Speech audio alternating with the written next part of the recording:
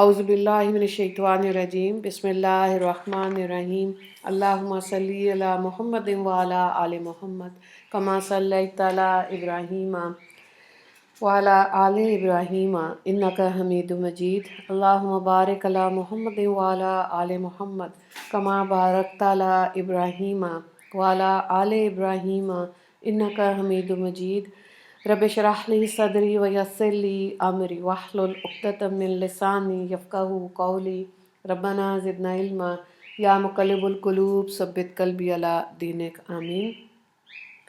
10 عنوانات کے تحت اسلامی تعلیمات 20 رجب۔ عنوان نمبر 1 اسلامی تاریخ۔ حضرت عباس بن عبد المطلب رضی اللہ تعالیٰ عنہ۔ حضرت عباس رضی اللہ تعالیٰ عنہ نبی کریم صلی اللہ علیہ وآلہ وسلم کے حقیقی چچا ہیں اور عمر میں آپ صلی اللہ علیہ وآلہ وسلم سے صرف 2 سال بڑے ہیں۔ رسول اللہ صلی اللہ علیہ وآلہ وسلم سے ان کو بے حد محبت تھی اور مسلمان ہونے سے پہلے بھی وہ حضور صلی اللہ علیہ وآلہ وسلم کی مدد کیا کرتے تھے۔ حضرت ابو ذر رضی اللہ تعالیٰ عنہ کو کفار جب تکلیف پہنچا رہے تھے تو حضرت عباس رضی اللہ تعالیٰ عنہ نے ہی بچایا تھا۔ انہوں نے غزوہ بدر کے فوراً بعد اسلام قبول کیا۔ بعض کا کہنا ہے کہ آپ رضی اللہ تعالیٰ عنہ نے ہجرت سے پہلے ہی اسلام قبول کر لیا تھا، مگر اپنے اسلام کو چھپائے رکھا اور مکہ سے مشرکوں کی خبر حضور صلی اللہ علیہ وآلہ وسلم کے پاس بھیجتے رہے۔ رسول اللہ صلی اللہ علیہ وآلہ وسلم آپ رضی اللہ تعالیٰ عنہ کی بڑی عزت اور اکرام کیا کرتے تھے۔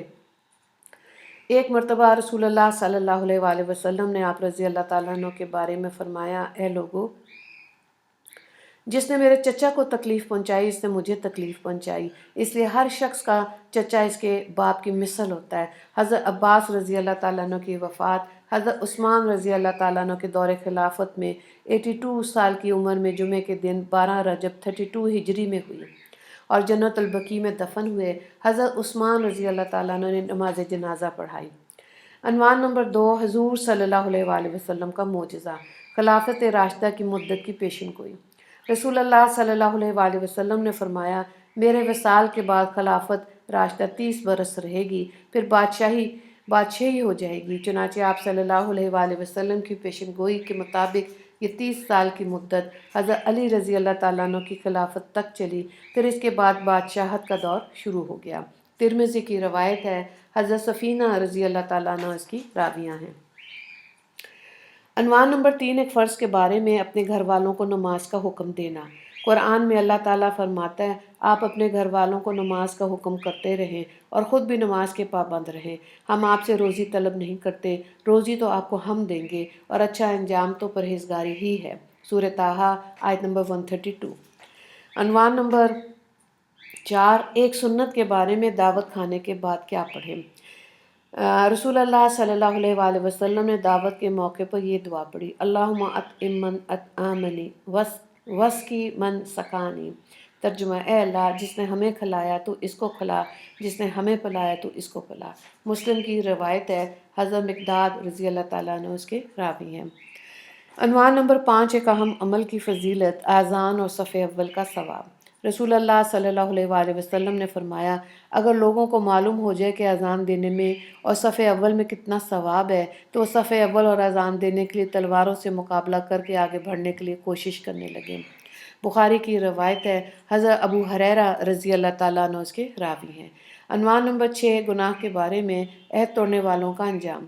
قرآن میں اللہ تعالیٰ فرماتا ہے، جو لوگ اللہ سے پختہ عہد کرنے کے بعد توڑ ڈالتے ہیں اور جن تعلقات کے جوڑنے کا اللہ نے حکم دیا اس کو توڑتے ہیں اور زمین میں فساد پھیلاتے ہیں، انہی لوگوں پر اللہ کی پھٹکار ہوگی اور آخرت میں ان کے لیے بڑی خرابی ہوگی۔ سورہ رعد آیت نمبر 25۔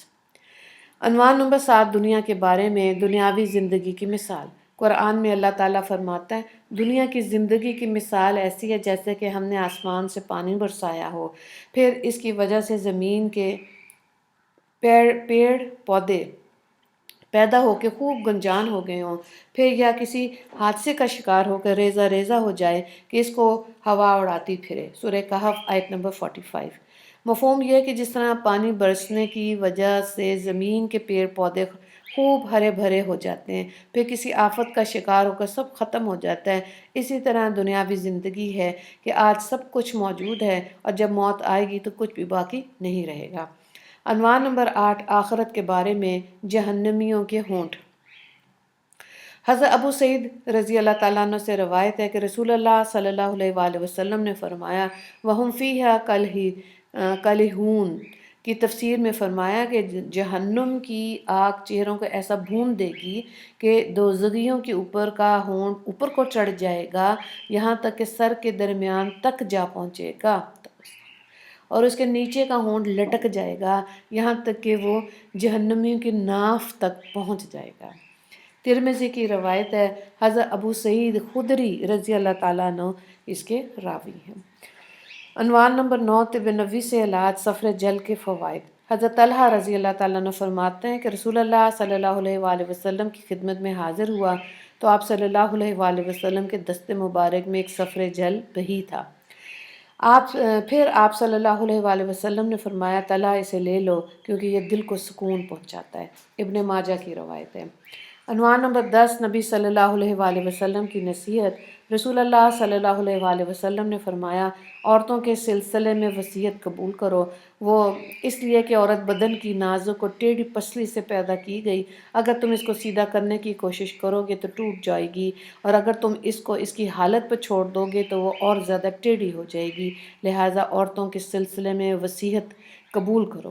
مسلم کی روایت ہے، حضرت ابو ہریرہ رضی اللہ تعالیٰ عنہ اس کے راوی ہیں۔ وآخر دعوانا ان الحمد للہ رب العالمین، اللہم اغفر للمسلمین والمسلمات والمؤمنین والمؤمنات۔ السلام علیکم ورحمۃ اللہ وبرکاتہ۔